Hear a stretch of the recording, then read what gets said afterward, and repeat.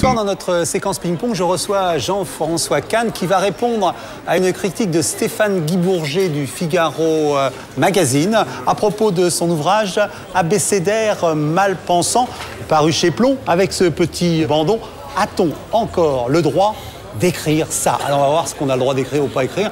Jean-François Kahn, bonsoir. Bonsoir. Alors il y a une chose à laquelle je ne crois pas, c'est pas dans le livre, c'est les 70 ans de Jean-François Kahn, j'y crois, mais c'est à la retraite de journaliste de Jean-François Kahn. Comment on peut, avec votre itinéraire, fondateur de journaux, Le Monde du Jeudi, Marianne aujourd'hui, prendre sa retraite?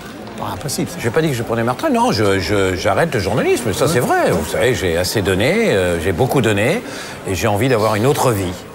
Mais président quand même du conseil d'administration de Marianne.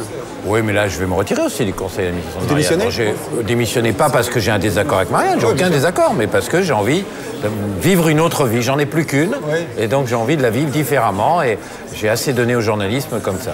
Alors, là, on va s'intéresser à cet abécédaire mal pensant, Jean-François Kahn, où on vous retrouve, certains disent, on retrouve vos lubies, vos saillies, vos têtes de turc. Qu'est-ce que vous avez voulu faire? D'abord, continuer votre petite université personnelle, une suite au dictionnaire incorrect également. Qu'est-ce que celui-ci ajoute, à part, bien sûr, l'effet d'époque? Non, il n'ajoute rien, c'est un dictionnaire. Il n'ajoute rien, si ce n'est qu'il est plus politique. L'autre était plus culturel et philosophique, celui-là est plus politique, plus polémique par rapport aux événements politiques d'aujourd'hui. Non, c'est un complément. J'étais frappé par le fait qu'il y a ce que j'appelle la bien-pensance, c'est-à-dire le fait que c'est depuis 15-20 ans, parce que ça n'existait pas avant. 15-20 ans, il y a au fond l'idée comme ça, qui est, voilà, un honnête homme, un homme correct, un homme respectable, un homme qui a le droit de participer à la société. Il doit en gros aimer ça, ne pas aimer ça, aimer telle musique, tel poème, tel roman. Il doit penser en gros comme ça, etc. Et autrement, il est sale. Un jour, j'ai dit récemment dans une petite réunion, on discutait, et je disais qu'il y a un opéra de Mozart qui s'appelle La Clémence de Titus, de la fin de la vie de Mozart, que je trouve très chiant. Bon, mais j'adore Mozart. Mais attendez, les gens m'ont regardé. On n'a pas le droit de dire que Mozart est chiant. Comme si j'avais fait l'éloge d'Hitler.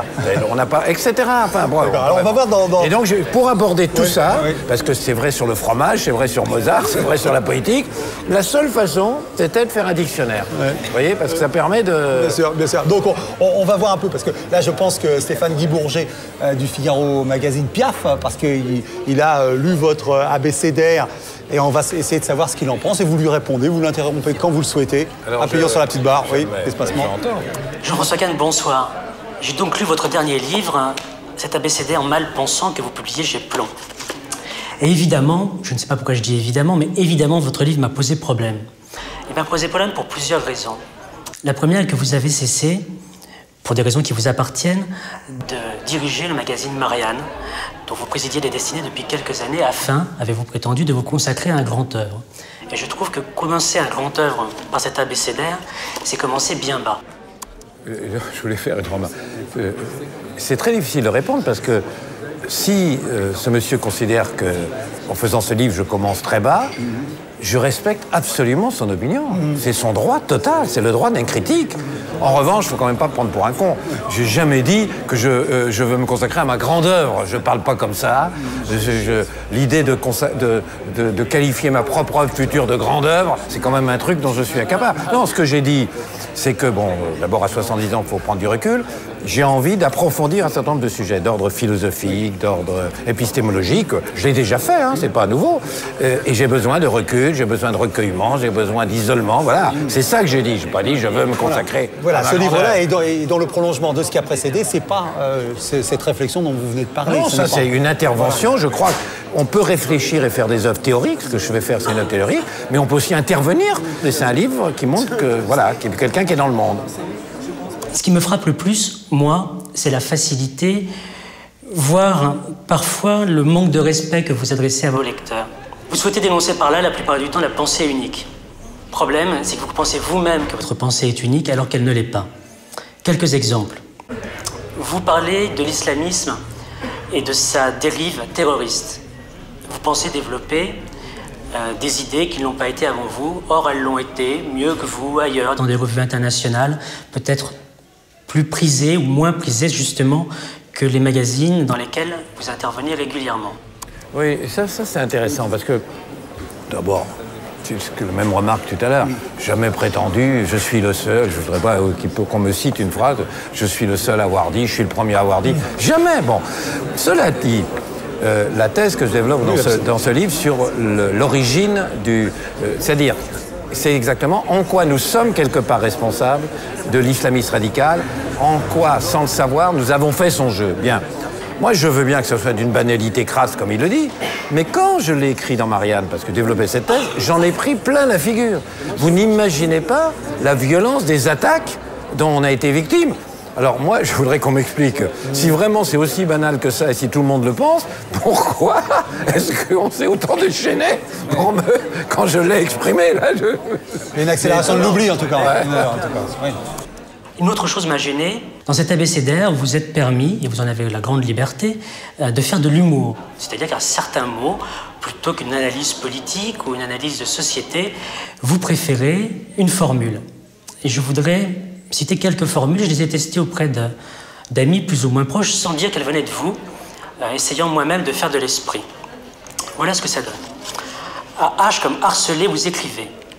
Signifie poser sans arrêt la même question, attaquer de tous les côtés à la fois. Si cela se passe à l'Assemblée nationale, c'est une stratégie d'opposition. Si cela se passe dans un ascenseur, c'est un harcèlement sexuel. Je sais pas, je trouve pas ça drôle, moi. Ensuite, à flirter, prendre son élan avant de sauter.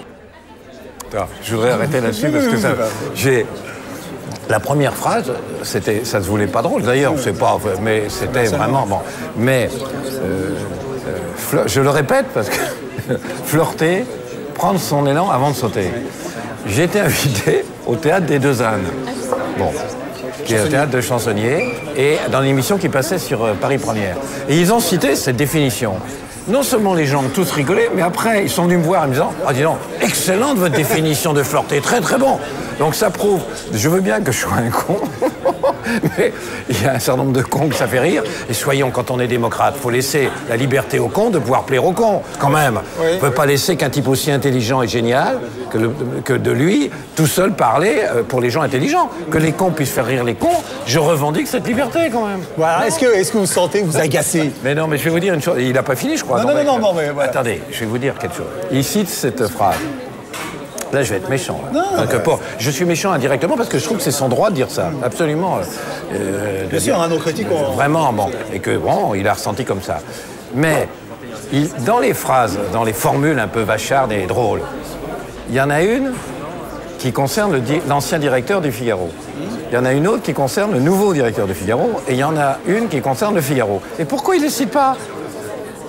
Alors là, il avait l'occasion... Je rappelle qu'il est du Figaro Magazine, c'est ça que vous voulez. Et j'ajoute une chose, justement parce que je critique l'ancien directeur, enfin, que je fais des plaisanteries un peu, l'ancien critique du Figaro Nouveau, on n'en parle pas. Or, c'est terrible, ça. C'est terrible, parce que tout le monde est comme ça. Même Marianne, sans doute, est capable de ça. Avant, c'était pas comme ça. On polémiquait, on disait les choses, vous m'attaquez, je vous réponds. Maintenant... On ne polémique pas, on ne sait pas, on n'ose pas. C'est le silence. Je vous réponds par le silence. Si vous voulez savoir pourquoi il y a une crise de la presse, eh bien voilà. Voilà. C'est un bon exemple. Alors on sent le patron de presse là, qui renvoie un journaliste à son travail. Je vous assure, ça n'a fait rire personne. Et là, j'ai un vrai problème. Soit vous voulez penser, soit vous voulez faire rire. Si vous voulez faire rire, continuez comme ça et vous n'allez pas tarder à vous retrouver devant Benoît XVI avec Nicolas Sarkozy. Ça, je vous jure que c'est un destin qui vous est approprié. Et si vous voulez penser, il va falloir mettre un peu plus de cœur à l'ouvrage. Je trouve, monsieur Kahn, que si vous voulez avoir le destin que vous vous promettez, celui de l'auteur d'un grand œuvre, vous manquez singulièrement, mais vraiment très singulièrement, de détermination. Alors je vais vous dire, il y a un truc qui est très bon dans ce qu'il a dit, dans le genre de la polémique. C'est quand il dit, si vous continuez comme ça, vous allez retrouver avec Sarkozy... Qu'est-ce qu'il veut dire pour vous? Ah ben si, il fait allusion au fait qu'il a emmené, comment il s'appelle, un pétomane, quoi. C'est vrai que présenter un pétomane au pape, faut quand même le faire. Et donc, je trouve ça, c'est très bien d'un point de vue polémique, c'est une bonne pique, si vous voulez. En revanche, la deuxième remarque est complètement idiote, c'est cette idée, ou bien vous pensez, et alors vous êtes chiant, vous êtes sérieux, je pense, voilà. ou bien vous rigolez, et si vous rigolez, vous ne pouvez pas penser. Mais il y en a marre de ça. Justement, c'est ça que je veux casser. Moi, je revendique le droit de penser, de réfléchir, de me marrer, de rigoler, de plaire aux cons, de plaire aux intelligents. Voilà. Il y en a marre de cette espèce de... Il est jeune, en plus. Oui. Je ne comprends pas comment un type jeune puisse comment développer une idée de vieux comme ça. Vous inquiétez pour ses futurs 70 ans à lui? Bah oui, c'est des cases. Il y a la case où on rigole, la case où on pense, la case où on réfléchit, la case... Voilà. Pas possible. Alors donc on parlait avec Jean-François Kahn de cet abécédaire du mal pensant. Et un dernier coucou à Stéphane Guy Bourget, parce que comme vous le signalez, on aime aussi que la critique s'exprime. Ah oui, vous la recevez, je trouve, joliment, et vous avez dit pu répondre. Voilà, donc merci Jean-François Kahn.